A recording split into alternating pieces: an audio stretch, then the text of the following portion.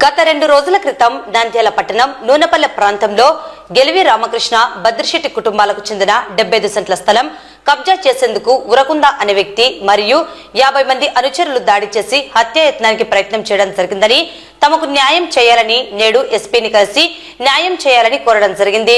బాధితులతో పాటు ఆర్యవైశ్య సంఘం నాయకులు కలిసి ఇటువంటి ఘటనలు పునరావృతం కాకుండా చర్యలు తీసుకోవాలని వారు కోరారు. మా నంద్యాలలో మంచి పేరు ప్రఖ్యాతి కలిగిన కుటుంబం నుంచి మా వారసులు కూడా వారి శక్తి మేరకు ప్రజాసేవలో నిమగ్నమై ఉన్నారు. కాబట్టి ఈ రోజు ఇలాంటి కుటుంబ వ్యక్తుల మీదనే దాడి జరిగిందంటే అది చాలా చింతించాల్సిన విషయం. దీన్ని మేము ఖండిస్తూ ఇలాంటి చర్యలు మళ్ళీ జరగకుండా చూసేందుకు ఎస్పీ గారిని మనం సంప్రదించాం. వారు కూడా మాకు భరోసా ఇచ్చి మేము ఖచ్చితంగా దీని మీద సీరియస్ యాక్షన్ తీసుకుంటామంటున్నారు.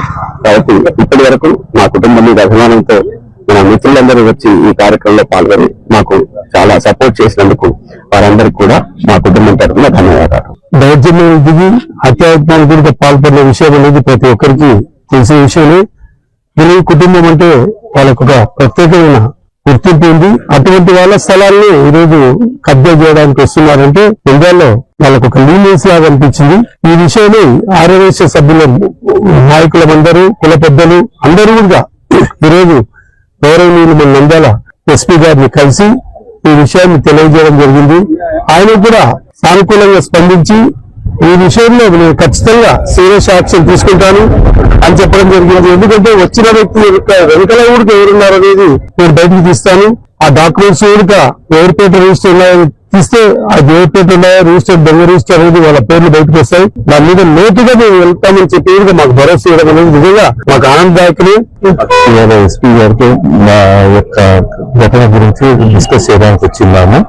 ఎస్పీ గారు అన్నారు దీని మీద చాలా సీరియస్ గా తీసుకొని నేను తప్పని చేసి దీని బ్యాగ్ ఎవరున్నది కూడా కనుక్కుంటాను.